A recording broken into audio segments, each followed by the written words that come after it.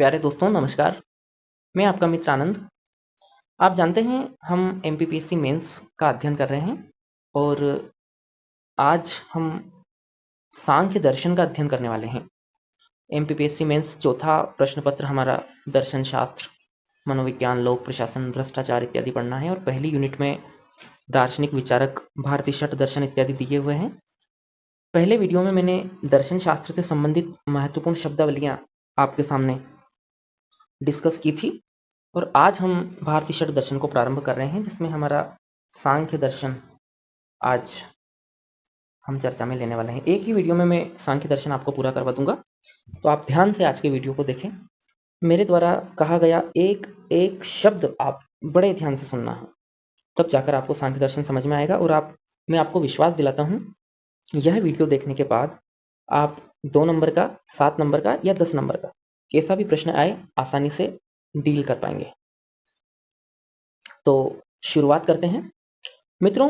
भारतीय दर्शन परंपरा में जो वेदों की सत्ता को मानते हैं उन दर्शन को आस्तिक व वेदों में विश्वास न करने वाली विचारधाराओं को नास्तिक विचारधारा कहा जाता है। सामान्य जीवन में तो हम जो ईश्वर को मानता है उसे आस्तिक और नहीं मानता उसे नास्तिक कह देते हैं, लेकिन दर्शन में यह अर्थ कुछ भिन्न माना गया है। तो भारतीय दर्शन में जो आस्तिक दर्शन थे वह मुख्यतः 6 विचारधाराएं हैं, इसलिए इनको शट दर्शन कह देते हैं। क्या कह देते हैं? शट दर्शन। और इन शट दर्शन का नाम आपको पता है इसी, क्या क्या है? पहला था सांख्य, दूसरा है ना, दूसरा कौन सा था दर्शन हमारा? योग। तीसरा न्याय, फिर वैशेषिक, है ना, आप सिलेबस में भी देखना। पांचवा मीमांसा और लास्ट वेदांत। तो ये हमारे शट दर्शन हैं, जिसमें से आज हम पढ़ेंगे सांख्य को।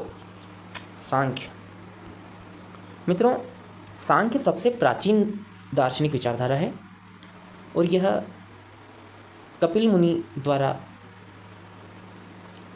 इसका ये कह सकते हैं कि प्रतिपादन किया गया था। प्रतिपादक थे कपिल मुनि, आपने सुना होगा ये नाम। तो मित्रों, सांख्य शब्द संख्या को निरूपित करता है और इसका नाम कदाचित इसीलिए सांख्य हुआ कि यह 25 तत्वों की व्याख्या करता है। मुख्यतः इन 25 में से 2 तत्व हैं जो जगत के निर्माण के लिए उत्तरदायी हैं, और वो 2 तत्व हैं प्रकृति व पुरुष। और प्रकृति से ही अन्य 24 तत्व निकले हैं, प्रकृति सहित 24 और एक पुरुष। इस प्रकार 25 तत्वों की सत्ता को स्वीकार करने के कारण इन्हें सांख्य कहा गया। दूसरा एक अर्थ सांख्य का सम्यक ज्ञान के रूप में भी लिया जाता है। तो दोस्तों, आप साथ साथ नोट करते जाइए, नोट्स बनाते जाइए। लगभग 550 बीसी में सांख्य दर्शन की विचारधारा आती है, स्पष्ट रूप से सामने आती है। तो पहला ये लिख लें। दूसरा बिंदु आप अपनी कॉपी में लिखिए, ये प्राचीनतम दर्शन है। क्या लिखोगे? प्राचीनतम दर्शन है। ठीक है मित्रों। और इसके प्रणेता कपिल मुनि थे, ये भी आप नोट कर लीजिए। इसके प्रणेता कौन थे? कपिल मुनि। और भगवान श्री कृष्ण ने गीता में मुनियों में स्वयं को कपिल मुनि बताया है। तो ये सबसे प्राचीन दर्शन भी हमारे हिंदू दार्शनिक विचारधारा से संबंधित है। कपिल मुनि इनके प्रतिपादक है। अब हम आ जाते हैं हमारे पीडीएफ पर। ठीक है, इससे आपको आसान रहेगा सांख्य समझना। तो ये हमारा सांख्य दर्शन है। 550 बीसी के आसपास इसका काल था इसका। मित्रों, सबसे प्राचीन ये दर्शन माना जाता है, प्राचीनतम, सबसे पुराना। 3 ग्रंथ याद रखना सांख्य दर्शन की, जहाँ से हमें जानकारी मिलती है। 2 ग्रंथ इसमें से कपिल मुनि द्वारा रचित है और एक ईश्वर कृष्ण द्वारा रचित। कपिल मुनि द्वारा रचित ग्रंथों में तत्व समास, सांख्य सूत्र, और ईश्वर कृष्ण द्वारा रचित ग्रंथ है सांख्य कारिका। ठीक है, तो आप ये याद रखना। अब क्या अर्थ होता है सांख्य का? सांख्य का अर्थ है गिनना, और दूसरा अर्थ है सम्यक ज्ञान, यानी जो वास्तविक ज्ञान है वह देने वाला सांख्य है। सम्यक ज्ञान ही सांख्य है, ऐसा कहा गया है। तो सम्यक आख्यान भी इसे कहा गया है कहीं कहीं पर, तो आप इस चीज़ को याद रखेंगे। आगे बढ़ते हैं मित्रों। अर्थ समझने के बाद सांख्य दर्शन की विशेषताओं को हम समझेंगे, क्या विशेषताएं हैं सांख्य दर्शन की और कौन कौन से सिद्धांत इसमें हम पढ़ने वाले हैं। तो मित्रों, एक 7 नंबर का प्रश्न यहाँ से बनना संभावित है, सांख्य दर्शन की प्रमुख विशेषताओं पर चर्चा कीजिए। यह बन गया 7 नंबर का और एक लाइन में इसको हम समझ रहे हैं, सिर्फ एक लाइन में। कैसे शॉर्ट नोट्स बनते हैं, कैसे हम उसको जल्दी रिवाइज करते हैं, यह भी एक कला मानी जाती है और मैं चाहता हूँ कि जो लोग मुझसे जुड़ रहे हैं वो कम से कम इसे सीख जाए और मेंस को बहुत कम नोट्स में, मटेरियल में समेट दें। पढ़ना तो पूरा है हमें, एक एक शब्द मैं आपको बताने वाला हूँ, लंबा लंबा अर्थ उसका उदाहरण सहित। तो ये 5 विशेषताएं आप सांख्य का लिख देना, काम बन जाएगा। कैसे लिखोगे, और एक एक लाइन का इंट्रो और कंक्लूजन दे देना, 7 नंबर अपने आ जाएंगे। सांख्य दर्शन पहला लिखना, पहली विशेषता प्राचीनतम दर्शन है, माना जाता है। 6 दर्शनों में सबसे प्राचीनतम दर्शन हो गया। दूसरा लिखना, यह आस्तिक दर्शन है, यानी वेदों की सत्ता में विश्वास करता है। इसको हेडिंग के बाद बताना, आस्तिक का मतलब मैं समझा चुका हूँ आपको, वेदों की सत्ता में विश्वास करने वाला। फिर बताना, यह अनीश्वरवादी दर्शन है। अनीश्वरवादी का अर्थ है वेदों की सत्ता को तो मानता है लेकिन ईश्वर को नहीं मानता। अर्थात सांख्य कहता है कि इस जगत का निर्माण विकासवाद के द्वारा हुआ है, ना कि ईश्वर ने इस जगत को बनाया है। तो ये विकासवादी भी हो गया। एक विशेषता ये भी हो गई कि विकासवाद के द्वारा। अब विकासवाद क्या है, आप जानते हैं, हम निरंतर विकसित होते जा रहे हैं। कभी हम आदि मानव हुआ करते थे, आज हम होमो सेपियंस हो गए हैं। भौतिक विकास भी आप लगातार अपने आसपास देख रहे होंगे। तो ये विकासवाद का परिणाम है संसार, ऐसा सांख्य का मानना है। तो ये दर्शन विकासवादी हो गया। द्वैतवादी क्यों है ये दर्शन मित्रों?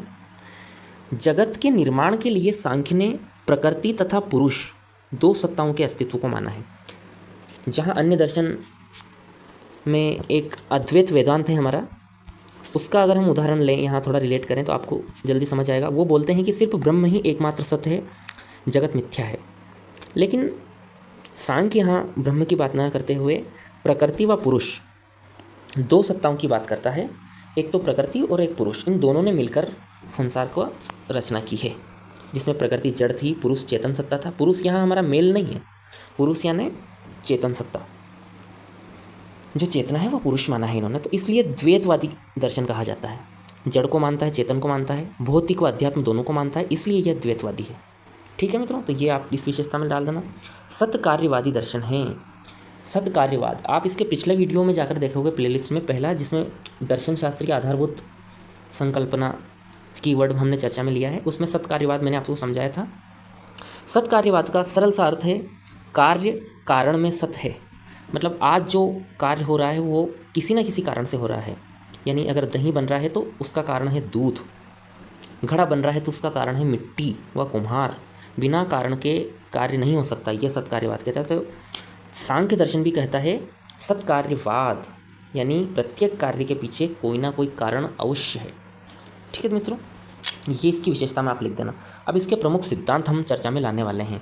जैसे पहला सत्कार्यवाद, देखो यही लिखा है सत्कार्यवाद।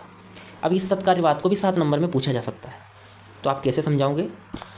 सांख्य दर्शन का एक आधारभूत सिद्धांत माना जाता है सत्कार्यवाद, पहला ये लिखना। फिर क्या लिखोगे? अर्थ, इसका आशय डालना या हेडिंग डालना, आशय या अर्थ। कार्य कारण में सत्य होना, अर्थात क्या कहोगे? कार्य कारण की ही अभिव्यक्ति है, कोई नवीन उत्पत्ति नहीं है। समझ रहे हो? फिर क्या लिखोगे? कार्य नवीन अभिव्यक्ति नहीं है, कारण की ही अभिव्यक्ति है। मतलब कार्य जो है वह कारण का आविर्भाव है। क्या है? आविर्भाव, आविर्भाव इसे हम कहेंगे। ठीक है। जिस प्रकार जगत एक कार्य है, प्रकृति उसका कारण है। सांख्य दर्शन ने प्रकृति को बहुत महत्व दिया है दोस्तों। प्रकृति को हम पढ़ेंगे आगे, सांख्य के अनुसार क्या है प्रकृति। तो जगत रूपी कार्य के लिए प्रकृति को एक कारण माना है सांख्य ने। क्लियर है आपको? ठीक है दोस्तों। अब इसके पक्ष में उन्होंने कुछ तर्क दिया है सत्कार्यवाद के पक्ष में। सत्कार्यवाद को परिणामवाद भी कहते हैं, आप ये भी याद रखना। क्या क्या तर्क दिए हैं दोस्तों? 5 मुख्य तर्क हैं। पहला है असत्करणार्थ। इसका तात्पर्य होता है कार्य है वह कारण का भविष्य है। ठीक है, एक समय के बाद कारण कार्य में बदल जाता है। दूसरा इन्होंने बताया है उपादान ग्रहणार्थ, यानी कोई निश्चित कार्य होता है तो उसमें निश्चित कारण होता है। विशेष कार्य के लिए विशेष कारण होना बहुत आवश्यक है। दूसरा ये हम समझेंगे। तीसरा इन्होंने सर्वसंभवात करके पक्ष में तर्क दिया है। इसको हम ये कह सकते हैं कि यदि कार्य कारण में निहित नहीं होता तो रेत से भी तेल निकल जाता है ना, क्यों नहीं निकलता। सर्वसंभवात, किसी भी वस्तु से कोई भी वस्तु बन जाती, लेकिन ऐसा नहीं है, कोई विशेष वस्तु लानी पड़ती है किसी विशेष कार्य को करने के लिए। इसका मतलब है सर्वसंभवात नहीं है तो कार्य कारण में निहित है। फिर कार्य कारण का भूत बताइए, पहले सिद्धांत का विपरीत है। जैसे कार्य कारण का भविष्य है, कारण कार्य का भूत है, ठीक है, और कार्य व कारण एक ही है वस्तुतः, यह अलग अलग नहीं है। ये भी कौन कहता है? सांख्य कहता है मित्रों। अब सांख्य का जो सत्कार्यवाद है वह प्रकृति परिणामवाद कहलाता है। ये भी 2 नंबर में आ सकता है कि प्रकृति परिणामवाद क्या है, तो आप समझ गए हो। परिणामवाद मतलब तो सत्कार्यवाद, और प्रकृति परिणामवाद मतलब जो जगत का मेन कारण है वो प्रकृति है, प्रकृति को कोज बताया है इन्होंने, इसीलिए हम सांख्य को प्रकृति परिणामवाद ये दर्शन भी कहते हैं। अब सत्कार्यवाद का खंडन भी आप कर देना, प्रश्न अगर पूछा जाए तो। कैसे खंडन करोगे? कि हम कोई कार्य होता है, जैसे दही बना उदाहरण के लिए, तो हम क्या कहते हैं? दही बन गया, घड़ा बन गया। तो ऐसा नहीं होता बन गया, वही रहता सेम नाम। बन गया क्यों बोलते हैं हम? उत्पत्ति होती है कार्य की, तो वो कारण में निहित नहीं है, वो नवीन उत्पत्ति है। दूसरा, निमित्त की जरूरत क्यों पड़ती है? जैसे आपको घड़ा बनाना है मिट्टी से, तो कुम्हार की ज़रूरत है, चाक की ज़रूरत है, ये क्यों है? अगर कार्य ही कारण होता तो स्वतः ही घड़ा बन जाता, कारण ही कार्य होता तो। फिर नामकरण अलग अलग क्यों है? ये भी एक इसका खंडन का पॉइंट बनता है। दूध और दही का नाम अलग अलग क्यों? प्रयोजन इसका कुछ होता है, बिना प्रयोजन के नहीं बनता, तो प्रयोजन के कारण भी हम मानेंगे। और गुणों की भिन्नता, दूध खट्टा नहीं होता, दही खट्टा क्यों हो गया? तो ये कुछ तर्क दिए हैं असत्कार्यवादियों ने, जैसे न्याय दर्शन हो गया, इन्होंने इसका सत्कार्यवाद का खंडन किया है। चलिए आगे बढ़ते हैं। अब एक मौलिक और मूलभूत सिद्धांत जिस पर सांख्य फिलोसफी टिकी हुई है वह है द्वैतवाद। यह आपको बहुत इंपॉर्टेंट करना है मित्रों, बहुत इंपॉर्टेंट, यही पूछा जाएगा एग्जाम में, कर लो इसको इंपॉर्टेंट। क्या है द्वैतवाद? मित्रों, द्वैतवाद का अर्थ है सृष्टि का निर्माण 2 तत्वों से हुआ है, ये मानता है सांख्य। और वो 2 तत्व कौन कौन है? एक है प्रकृति और दूसरा है पुरुष। जहाँ प्रकृति जड़ है यानी स्थिर है, वहीं जो पुरुष है वह चेतन सत्ता है, इसलिए इसे द्वैतवाद कहते हैं। यानी ये जड़ के साथ चेतन को भी एक्सेप्ट करता है, भौतिक के साथ अध्यात्म को भी एक्सेप्ट करता है, इसीलिए सांख्य को द्वैतवादी दर्शन कहा जाता है। अब प्रश्न बन जाएगा कि सांख्य के अनुसार प्रकृति को समझाइए, क्या है प्रकृति? तो ये जो एक एक शब्द है ना, सभी को आपको डिफाइन करना है एक एक लाइन में। कैसे करोगे? प्रकृति अंतिम तत्व है, यानी सुप्रीम कोज कौन है? प्रकृति। प्रकृति नहीं होती तो जगत भी नहीं बनता, तो आप इसमें लिख देना अंतिम कारण प्रकृति है।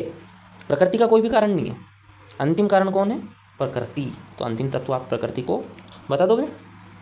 बता दोगे, बिल्कुल, कोई दिक्कत है ही नहीं। जड़ है प्रकृति, प्रकृति में कोई चेतना नहीं है, प्रकृति जड़ है, स्थावर है, एक जगह स्थिर रहती है। जब पुरुष के संपर्क में आती है तो इसमें चेतना जागृत होती है, तो दूसरी विशेषता प्रकृति की जड़ है।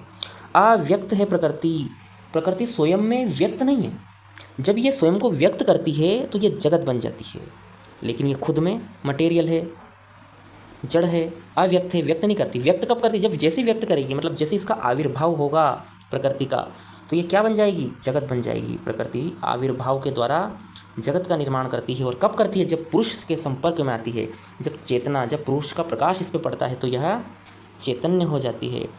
प्रकृति स्वतंत्र है, यानी प्रकृति को कोई बंधन में नहीं बांध सकता, प्रकृति स्वतंत्र है।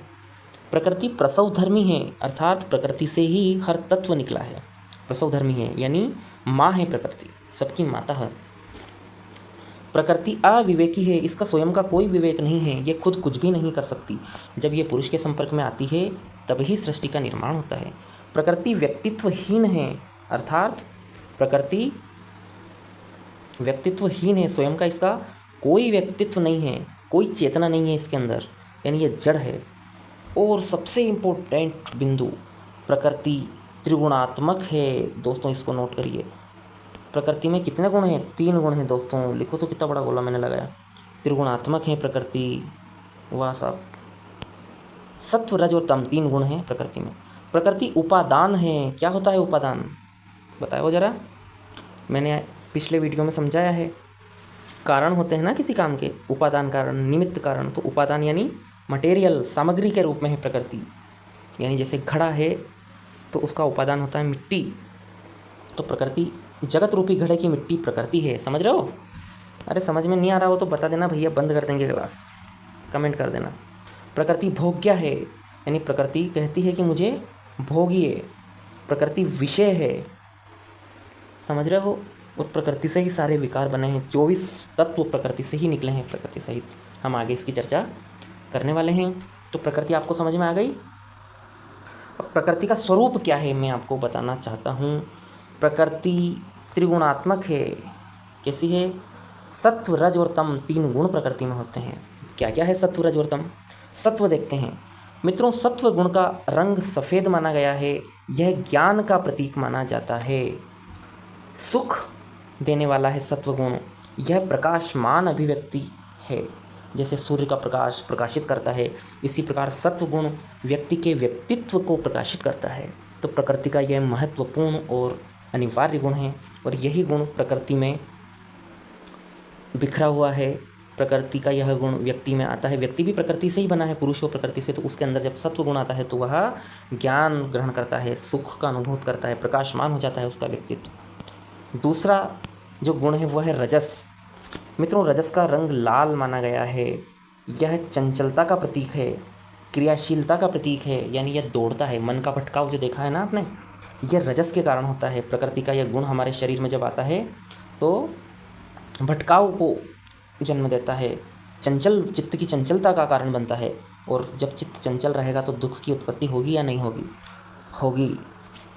मूलभूत आवश्यकताओं की पूर्ति के बाद आने वाला संतोष छिन जाएगा, क्योंकि हम यहाँ मूलभूत आवश्यकताओं से आगे बढ़कर चित्त की चंचलता के कारण अत्यधिक विषयों से जुड़ने लगते हैं। तो रजस जो गुण है वह दुखों की उत्पत्ति करता है। तीसरा और महत्वपूर्ण गुण है दोस्तों तमस। क्या है? तमस। तमस का रंग काला माना गया है। यह उदासीनता का प्रतीक है, अकर्मण्यता का प्रतीक है। तमस, तामसी लोग क्या होते हैं? खा लेते हैं, पी लेते हैं और पड़े रहते हैं, कुछ काम नहीं करते हैं, है ना? तो उनमें तमस बोलते नहीं, यार कितना तमोगुणी व्यक्ति है। उसमें क्या है? तमस गुण का अनुपात ज़्यादा है। हमारा शरीर एक निश्चित रेशो में विभिन्न गुण होते हैं हमें, है ना? तो सत्व, रज और तम, सात्विक लोग, राजसी लोग, तामसी लोग हम कहते हैं ना। तो तामसी लोग पड़े रहेंगे, उनको घर वाले खाना दे देंगे, खाना खा लेंगे, फिर पड़े रहेंगे। और आप भी कुछ लोग अगर हमें तामसिक प्रभाव दिखा रहे हो, लेटे लेटे अगर मेरी क्लास देख रहे हो ना अभी, तो थोड़ा समझ जाओ, कम से कम रजस में तो पहुँचो। तीनों गुण जगत में आते हैं। क्यों आए भाई जगत में तीनों गुण? अरे जगत का निर्माण प्रकृति से हुआ तो तीनों गुण आएंगे कि नहीं आएंगे? तीनों गुण जगत में आ गए हैं। प्रकृति तीनों गुणों की शांत अवस्था है। जब प्रकृति बैठी है ना, बिल्कुल शांत बैठी है ना, उसमें कोई गुण नहीं आएगा अभी। लेकिन तीनों गुण में विक्षोभ कब आता है? कब आता है? जब प्रकृति, हमारे जगत का मूल कारण जो प्रकृति है वह शांत बैठी रहती है, तीनों गुण इसमें शांत अवस्था में रहते हैं।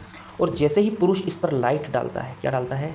लाइट, अपना प्रकाश डालता है, तो वो प्रकाश इसे हलचल उत्पन्न कर देता है। तीनों गुणों में सत्व, रजस और तमस तीनों जागृत हो जाते हैं दोस्तों, और जगत का निर्माण हो जाता है। तो तीनों गुणों में विक्षोभ होता है और इसे विरूप परिवर्तन कहा जाता है। ये 2 नंबर का प्रश्न ले लो। क्या है विरूप परिवर्तन? प्रकृति का मूल स्वरूप बदल गया तो विरूप हुआ कि नहीं हुआ? फिर से स्वरूप परिवर्तन कैसे होगा? वापस स्वरूप। अगर ये जगत फिर से प्रकृति में चेंज हो जाए, फिर से मटेरियल बन जाए, तो उसे हम बोलेंगे स्वरूप, यानी उसी का स्वरूप में पहुंच गई। स्वरूप और विरूप 2 परिवर्तन होते हैं, तो विरूप परिवर्तन कहा जाता है। यानी प्रकृति का जगत के रूप में आविर्भाव होना स्वरूप परिवर्तन कहलाता है। अब हम देखेंगे पुरुष को। ये भी 7 नंबर का प्रश्न है। सांख्य के अनुसार पुरुष क्या है? पुरुष की विशेषता है, पुरुष को समझाइए, पुरुष की व्याख्या कीजिए, पुरुष पर टिप्पणी कीजिए, पुरुष का उल्लेख कीजिए, पुरुष को विस्तार से समझाइए। ये सब प्रश्न बनेंगे। तो क्या बताओगे? पुरुष ना शरीर है, ना मन है, ना बुद्धि है, ना अहंकार है। ये सब तो प्रकृति से निकले हुए हैं। पुरुष तो इन सबसे भिन्न निष्क्रिय सत्ता है। यानी पुरुष स्वयं कोई क्रिया नहीं करता, वह सिर्फ एक चेतना मात्र है। जब वह प्रकृति के संपर्क में आता है, प्रकृति को प्रकाशित कर देता है, चेतना दे देता है प्रकृति को। और ये चेतना जब प्रकृति प्राप्त करती है तो सब कुछ फिर चैतन्य चैतन्य हो जाता है। स्वयं में बेशक पुरुष निष्क्रिय है, लेकिन वह प्रकाशमान है। पुरुष जहाँ प्रकृति त्रिगुणात्मक मानी जाती है 3 गुणों में, वहीं पुरुष त्रिगुणातीत है, यानी कोई गुण नहीं है, ना सत्व है, ना रजस है, ना तमस है, तीनों इसमें नहीं है। लेकिन पुरुष नित्य है।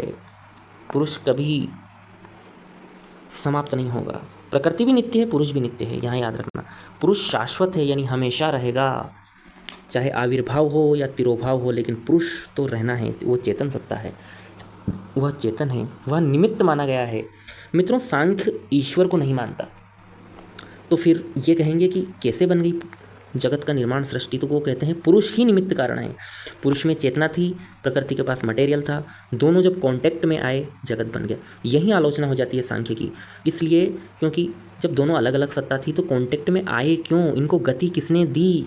और यही योग बाजी मार जाता है। योग कहता है कि बिल्कुल सही बात, सांख्य की ही फिलोसॉफी हमने उठा ली पूरी, यानी प्रकृति और पुरुष दोनों सत्ता रखते हैं, लेकिन ईश्वर है वो इनको मिलाता है, कांटेक्ट करवाता है ईश्वर।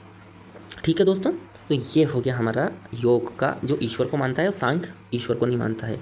तो हम कहाँ थे? पुरुष निमित्त है, निमित्त कारण है, यानी जगत का रीज़न है। उपादान कारण प्रकृति है, निमित्त कारण पुरुष है। अकर्ता है, यानी ये पुरुष कुछ नहीं करता, अभोक्ता है। जब करता कुछ नहीं तो भोक्ता भी कुछ नहीं है, यानी कर्मफल से परे है, ये मुक्त अवस्था में रहता है। पुरुष विवेकी है दोस्तों, निष्क्रिय है लेकिन विवेकी। आप शब्दों पे ध्यान दीजिए, एक एक शब्द यदि आप अच्छे से समझते हो ना, मैं ये कह रहा हूँ कि बहुत सक्षम हो जाओगे दर्शन में, पूरी फिलोसॉफी आसानी से समझ आ जाएगी। और मेरे 6 लेक्चर देखने के बाद, आपके षड दर्शन के बाद ऐसी स्थिति क्लियर होने वाली है। बाकी दार्शनिक विचारक तो आप चुटकियों में, अरे बहुत मज़ा आने वाला है भाई, जुड़े रहिए बस। 4 लोग, 3 लोग, 5 लोग, जितने भी हमसे जुड़े के बहुत है, हमें कुछ ज़्यादा लोगों की आवश्यकता नहीं है। जो गंभीरता से पढ़ना चाहता है वही काफ़ी है हमारे लिए। जो नोट्स बनाए, पढ़ा नहीं पढ़े, वैसे स्टूडेंट हमें चाहिए। तो निमित्त के बाद पुरुष अकर्ता अभोक्ता हो गया, विवेकी हो गया, स्वतंत्र सत्ता है पुरुष की, यानी किसी के अधीन नहीं है पुरुष। मित्रों, सांख्य दर्शन में एक और मूलभूत और महत्वपूर्ण जो अवधारणा है वो है विकासवाद। क्या है विकासवाद? मित्रों, विकासवाद से तात्पर्य है इस प्रकृति का जो वर्तमान स्वरूप है वह विकास की विभिन्न अवस्थाओं से गुजरने के बाद आया है, यानी विभिन्न स्टेप अभी तक हुए हैं, स्टेप बाय स्टेप विकास होता जा रहा है, डेवलपमेंट हो रहा है, और ये जगत डेवलपमेंट का ही रिजल्ट है। ऐसी विचारधारा विकासवाद कहलाती है। और जो सांख्य जिस विकासवाद को स्वीकार करता है वो है प्रयोजनवादी विकासवाद। तो ये लिखना आप, 2 प्रकार का विकासवाद होता है, एक तो होता है यंत्रवादी और दूसरा होता है प्रयोजनवादी। मित्रों, यंत्रवादी से तात्पर्य है मशीन जैसे कोई चल रही है, कोई मशीन है आपकी, उसको आप चालू कर दो तो उस मशीन का कोई प्रयोजन नहीं रहेगा, वो घूमती रहेगी जब तक उसको लाइट मिलती रहेगी, करंट मिलता रहेगा। कोई प्रयोजन है क्या उसका घूमने का? कोई प्रयोजन नहीं है ना, तो इसे यंत्रवाद कहते हैं। तो जो लोग, जो विचारक कहते हैं कि जगत का कोई प्रयोजन नहीं है, बस ये विकास हो रहा है। पहले हम आदि मानव थे, मत्स्य आए, पहले मछलियाँ, मत्स्य युग के बाद धीरे धीरे फिर फाइटोप्लैंट्स वगैरह, पादप, ये सब आते गए, धीरे धीरे विकास। आज हम आदि मानव से एक्सेलेंट मानव, सुपरमैन बनने की ओर आगे बढ़ने, ये सब विकासवाद का परिणाम है। लेकिन सांख्य कहता है कि यह विकासवाद यंत्रवाद की तरह नहीं है, मशीन की तरह नहीं चल रहा, इसका कुछ ना कुछ प्रयोजन जरूर है। अब क्या प्रयोजन है, यहाँ फिर से ये मात खा जाते हैं। अगर ये लोग ईश्वर को मान लेते ना, तो यहाँ ये कह देते कि ईश्वर की लीला है, वो एक सुंदर सृष्टि देखना चाहता है, अपनी लीला करना चाहता है, लेकिन इन्होंने ईश्वर को नहीं मानकर यहाँ थोड़ी सी गड़बड़ कर दी, प्रश्न चिन्ह लगवा लिए। कोई बात नहीं, आपने नहीं माना, वो आपकी समस्या है सांख्य वालों, कपिल मुनि, हमारी समस्या नहीं है। हम तो लिख आएंगे मेंस में उत्तर अच्छा खासा। दार्शनिक विकासवाद की यदि हम बात करें इनका, तो ये इनके विकासवाद की विशेषता है, प्रयोजनवादी और दार्शनिक विकासवाद है। अब क्या है विकासवाद, तो यहाँ बहुत ध्यान से समझना। पहले तो 2-3 बार IMP लिख लो। जगत का विकास प्रकृति से हुआ है। अब ये एरो पे ध्यान देना, प्रकृति, मैंने इधर एरो बनाया है ये, चलो इसमें एरो वाला ले लेता हूँ मैं। प्रकृति का आविर्भाव होता है, जगत बन जाता है, और जगत का तिरोभाव होता है, प्रकृति बन जाती है। ये तिरोभाव हुआ, प्रकृति बनी, और आविर्भाव हुआ, जगत बना। ठीक है, आविर्भाव और तिरोभाव, यही विकासवाद है। धीरे धीरे यह सब होता है। प्रकृति और पुरुष दोनों सत्ताओं ने मिलकर जगत बनाए हैं। प्रकृति से ही अन्य 24 तत्व निकले हैं। अब ये 24 तत्व कौन कौन से हैं ये आपको विकासवाद में समझाना है। तत्व मीमांसा जब पूछी जाएगी इनकी, तो इनके विकासवाद में आपको इन 24 तत्वों को समझाना है। कैसे समझाओगे? पहला तत्व, जैसे ही पुरुष से इनका कॉन्टैक्ट हुआ, सन्निघर्ष हुआ, पहला जो तत्व अस्तित्व में आया वह था महत। महत अर्थात बुद्धि। ये सत्व गुण के प्रभाव में बुद्धि है। बुद्धि के बाद जो तत्व बना वो बना अहंकार। और अहंकार 3 प्रकार के होते हैं, सात्विक, राजसिक व तामसिक अहंकार। अहंकार के बाद मित्रों ऐसा माना जाता है कि सात्विक अहंकार से 11 तत्व बने हैं और तामसिक अहंकार से 10 तत्व बने हैं। और इसी प्रकार ये 24 तत्व बनते हैं, 10 और 11 21, और एक अहंकार 22, बुद्धि 23 और प्रकृति 24। तो ये तत्व हैं। अब कौन कौन से सात्विक तत्व हैं और कौन से तामसिक है, थोड़ा इसको देखेंगे। आप 11 तत्वों में मन, कर्म इंद्रियाँ और ज्ञान इंद्रियाँ, आप जानते हैं कर्म इंद्रियों की संख्या है 5 और ज्ञान इंद्रियों की संख्या भी है 5, ठीक है, और मन, ठीक है, ये मिलाकर 11 तत्व बने। 10 तत्व तामसिक से बने, 5 तन्मात्र और 5 महाभूत। क्या है ये भी मैं आपको बताने वाला हूँ। महाभूत तो वही पृथ्वी, जल, अग्नि, वायु और आकाश, पृथ्वी, जल, अग्नि, वायु और आकाश, और 5 तन्मात्र जो इन्हीं से बने हैं, शब्द, रूप, गंध, स्पर्श व रस। जल से रस बन गया, हवा से स्पर्श बन गया, है ना, अग्नि से रूप बन गया, आकाश से शब्द बन गया और धरती से गंध बन गया। ये नोट कर लो, मैंने एक एक शब्द बोला, पॉज करो, 10 सेकंड पीछे ले जाओ वीडियो को और लिखो, है ना। ये शॉर्ट नोट्स है मेरा, और इससे मैं कैसे व्याख्या करते हैं वो आपको बता रहा हूँ, क्या कला आपको सीखना है, ये तन्मात्र। और आप कर्म इंद्रिया, ज्ञान इंद्रियों को तो आप मानते ही हो। कर्म इंद्रिया कौन कौन सी है, ज्ञान इंद्रिया कौन कौन सी है, आप भली भांति जानते हो, आप कमेंट में बता देना मुझे। बंधन व मोक्ष क्या है सांख्य के अनुसार। हम अब सांख्यों को लगभग एंडिंग स्थिति में पहुंच गए हैं। आपको ज़्यादा नहीं पकाऊंगा मैं, आप कहोगे पहले दिन इतना लंबा वीडियो हो गया। नहीं भैया, पढ़ना पड़ेगा, इतना पढ़ना पड़ेगा, तभी काम होगा। वीडियो को अच्छे से देखना, नोट्स बनाना, मैंने कम लिखा, इससे ज़्यादा भी आप लिख सकते हो, ठीक है। तो बंधन और मोक्ष है। आप जानते हैं भारतीय दार्शनिक परंपरा में बंधन और मोक्ष का काफ़ी महत्व है। हम ऐसा मानते हैं कि हमारी आत्मा है वह विकारों में बंध जाती है, शरीर को ही अपना समझने लगती है, भौतिक शरीर को ही सत्य मान बैठती है, यही बंधन है। और जब हम भौतिक शरीर को अपना मान लेते हैं तो हम हमारे कर्म पर नियंत्रण नहीं रखते, धन जमा करने लगते हैं, ईर्ष्या, क्रोध, लोभ, मोह, इन सब विकारों से घिर जाते हैं, और लगातार उस संचित कर्म जब हमारे बढ़ते जाते हैं तो उनको भोगने के लिए पुनर्जन्म का शिकार होते हैं, बार बार जन्मते हैं, बार बार मृत्यु को प्राप्त होते हैं, और ये चक्र ही बंधन है मित्रों। तो यहाँ सांख्य की भाषा में पुरुष द्वारा प्रकृति के तत्वों को स्वयं का मान लेना, वही बात हो गई। प्रकृति के 24 तत्व है ना, सब उनको अपना समझ लेता है इनसे। और जब बंधन आता है तो क्या रिजल्ट होता है उसका। बंधन के कारण 3 दुखों की उत्पत्ति होती है। हर पॉइंट में प्रश्न है मेरे मित्रों, हर पॉइंट में त्रिविधिक दुख यहाँ पूछ लिया जाएगा 3 नंबर में, सॉरी अभी 2 में है ना, 2 में ही है कि 3 में है, 2 मार्कर है ना, और 7 मार्कर और 10 मार्कर। 4th पेपर में भी ऐसा ही है क्या, आप देखना, शायद अभी चेंज हो गया, पहले 5 नंबर 11 नंबर था, अभी 11 नंबर का क्वेश्चन। जैसा भी क्वेश्चन बने आप तो टर्म को याद रखें। आध्यात्मिक, आदि भौतिक, आदि देविक, त्रिविध, ये 3 दुख है। आध्यात्मिक, आदि भौतिक, आदि देविक।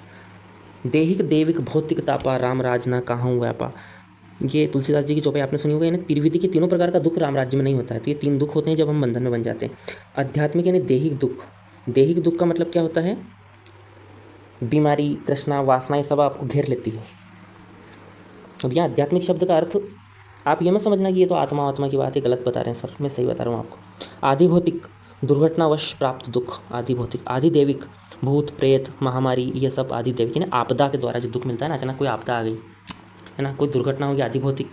और आध्यात्मिक यानी देहिक दुख, इसको समझ, देहिक, देविक, भौतिक, तापा, ताप यानी दुख, ये 3 प्रकार के दुख आ जाते हैं। फिर क्या होता है, इन दुखों से मुक्ति चाहिए कि नहीं, तो उस मुक्ति की अवस्था को मोक्ष कहा जाता है। वही इसकी परिभाषा में वही लिखना, क्या लिखोगे, पुरुष द्वारा अपने मूल स्वरूप का ज्ञान, पुरुष द्वारा मूल स्वरूप का ज्ञान, ये क्या कहलाएगा, मोक्ष कहलाएगा। और जब मोक्ष मिलता है तो त्रिविधिक दुखों से मुक्ति हो जाती है, ठीक है। उसका साधन क्या है, विवेक ज्ञान। जब पुरुष को ये ज्ञान हो जाता है कि मैं प्रकृति से भिन्न हूँ, ये प्रकृति मेरी नहीं है, मैं चेतन तत्व हूँ, प्रकृति जड़ है, उसे विवेक ज्ञान कहते हैं। फिर वो उन दुखों से मुक्ति हो जाती है, आनंद की अवस्था में पहुँच जाता है, जब वो आत्म व अनात्म में भेद कर लेता है, समझ लो, फिर मोक्ष मिल गया। सांख्य के अनुसार मोक्ष अभावात्मक है, ये इंपॉर्टेंट है, ये लिखिए, विस्तार से लिखिए इसको। क्या लिखोगे, डालो, सांख्य के अनुसार मोक्ष अभावात्मक। अब इसका मतलब क्या है, यानी जब मोक्ष मिलता है तो कोई भाव नहीं रहेगा, भाव रहित, या हम कहते हैं ना सुख है ना दुख है नहीं और कोई, अजब है ये मस्ती पिया कुछ नहीं, तेरी मौज फकीरी मस्त मस्त, कहते हैं ना, कोई भाव नहीं, सुख में भी सुख खुशी नहीं होंगे, दुख में भी दुखी नहीं, मोक्ष का स्वरूप अभाव मत। इसके विपरीत जब हम वेदांत दर्शन पढ़ते हैं तो मोक्ष मिलने के बाद सच्चित्तानंद स्वरूप में हम विलीन होते हैं, तो आनंद, सच्चिदानंद, आनंद की अवस्था प्राप्त होती है। हालांकि आनंद की अवस्था भी कमोवेश वही है, ना दुख में दुखी होना, ना सुख में सुखी होना ही आनंद है इससे। ठीक है, आत्मिक तल पर होने वाली घटना है ये। ठीक है, जहाँ प्रसन्नता, खिन्नता, सुख, दुख इन सबसे परे स्थिति होती है। तो मोक्ष अभावात्मक है, मोक्ष में दुखों का अंत हो जाता है, ये सांख्य का कहना है मित्रों। तो ये था हमारा सांख्य दर्शन। कैसा लगा आपको आज का वीडियो? उम्मीद है अच्छा लगा होगा। सांख्य हमने पूरा करवाया है मित्रों। कुछ बातें मैं आपको बता दूं, सांख्य के प्रमुख आचार्य अगर पूछे आपसे तो कपिल मुनि बताना, ईश्वर कृष्ण बताना, और ईश्वर कृष्ण के अलावा वाचस्पति भी सांख्य के प्रमुख आचार्य रहे हैं। ईश्वर कृष्ण को आधुनिक सांख्य का प्रणेता माना जाता है, तो ये याद रखना। सांख्य का हम रिकेप अगर देखें संक्षेप में, एक बार मैं आपको बताना चाहूँ तो सिंपल सी चीज़ है, द्वैतवादी दर्शन है। प्रकृति पुरुष की सत्ता को मानता है। यह अनिश्वरवादी है, यानी ईश्वर को नहीं मानता। आस्तिक है, वेदों को मानता है। सत्कार्यवादी है, यानी यह कहता है कि कार्य कारण में निहित था। ये इनकी मेन विशेषता है। प्रकृति ही मेन तत्व है इनका। ठीक है, तो इसी का विस्तार करके आपको सारा लिखना है। बाकी वीडियो को आप देखिए 2 बार 4 बार। मुझे उम्मीद है कि ये वीडियो आपको अच्छा लगा होगा। इसी प्रकार हम अगले वीडियो में योग दर्शन को कवर करेंगे, फिर न्याय, वैशेषिक, फिर मीमांसा और वेदांत करेंगे। धीरे धीरे हम दोस्तों मेंस की इस यूनिट को भी कंप्लीट कर लेंगे सारे विचारक। और उधर हमारी कंप्यूटर की यूनिट चल रही है, उसमें भी मैं अगला वीडियो डालने वाला हूँ, तो वहाँ भी बने रहिए। धीरे धीरे हम मेंस को धज्जियाँ उड़ाने वाले हैं। आप भी अपने लेवल पर पढ़िए, है ना। मेरे वीडियो आपको हेल्पफुल होते हैं तो इनको मुझे अप्रिशिएट कर, वो क्या कहते हैं, अप्रिशिएट गलत तो नहीं बोला, हाँ, कर दिया करें। मेरा हौसला अफजाई के लिए लाइक बटन दबा दीजिए, चैनल को सब्सक्राइब कर लीजिए। और सबसे पुण्य का काम क्या है, आपके ज़रूरतमंद मित्रों को, जो घर पर पढ़ रहे हैं, जो जॉब के साथ पढ़ रहे हैं, हिंदी माध्यम के हैं, जो उनको अगर लाभ पहुँचे, कॉन्सेप्ट क्लियरिटी अगर आए तो अच्छी बात है। हालांकि मैं कोई इतना बड़ा शिक्षक भी नहीं हूँ कि आपको पढ़ा सकूँ। मैं एक एस्पिरेंट हूँ, और जिस तरीके से मैं पढ़ता हूँ वो तरीका आपको बताता हूँ, और ये काफ़ी कारगर मुझे अभी तक महसूस हुआ है। तो चलिए, अनुमति दीजिए मुझे, फिर मिलेंगे अगले वीडियो में। तब तक टेक केयर, बाय बाय, जय श्री राम।